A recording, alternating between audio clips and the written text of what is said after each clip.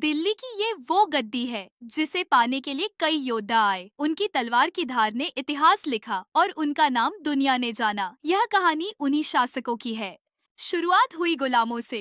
वो गुलाम जिन्होंने अपनी मेहनत से बादशाहत हासिल की। ये है दिल्ली की पहली सल्तनत की कहानी। कुतुबुद्दीन ऐबक, एक गुलाम जो बादशाह बना। उसने अपनी तलवार के दम पर दिल्ली में सल्तनत की नींव रखी। फिर आए इल्तुतमिश। उसने दिल्ली को सल्तनत की असली पहचान दी।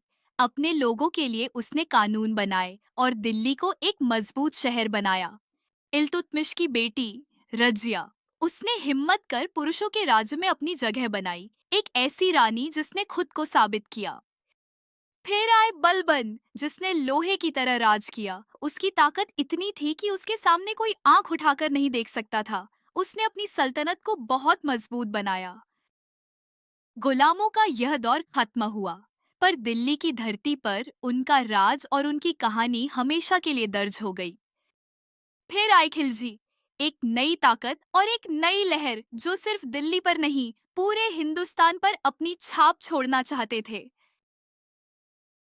अलाउद्दीन खिलजी, एक ऐसा योद्धा जिसने मंगोलों को हराया।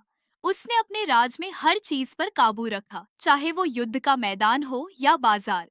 खिलजियों की ताकत बहुत तेजी से बढ़ी, पर उनकी क्रूरता ने ही उनका अंत किया। उनका दौर कम समय का था, पर उसका असर बहुत गहरा था।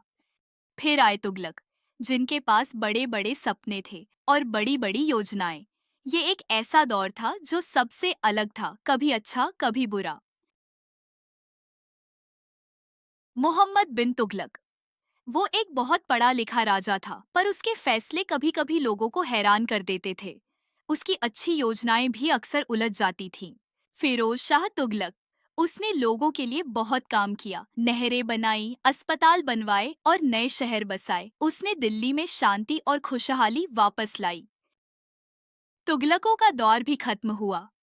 उनके बनाए हुए शहर आज भी मौजूद है, पर उनका शासन कमजोर होता गया। दिल्ली की शान कमजोर हो रही थी। वो गद्दी जो कभी ताकत की निशानी थी, अब बस एक बोझ थी। छोटे छोटे सरदार अलग हो रहे थे, सल्तनत सिमट रही थी और दिल्ली सिर्फ एक नाम बनकर रह गई थी। दिल्ली की गद्दी पर आए लोदी, वो अफगान योद्धा जो अपनी ताकत और सम्मान के लिए जाने जाते थे। उन्होंने बिखरी हुई सल्तनत को फिर से जोड़ने की कोशिश की। सिकंदर लोदी सबसे ताकतवर राजा साबित हुआ।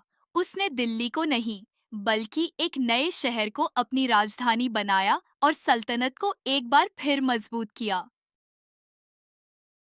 पर इब्राहिम लोदी ने अपने ही लोगों को नाराज कर दिया। उसकी दुश्मनी ने सल्तनत को कमजोर किया और दुश्मन को बुला लिया। पानीपत का मैदान, दिल्ली का आखिरी सुल्तान इब्राहिम लोदी अपनी जान की बाजी लगाने को तैयार था। सामने था एक नया दुश्मन और एक नया हथियार। बाबर की तोपों ने इब्राहिम लोदी की सेना को चौंका दिया। सल्तनत की हार हुई, एक युग खत्म हुआ और दिल्ली की धरती पर एक नए साम्राज्य की शुरुआत हुई। धन्यवाद दोस्तों, अगर वीडियो पसंद आई हो तो लाइक करें और आगे ऐसे ही वीडियो देखने के लिए चैनल को सब्सक्राइब करें।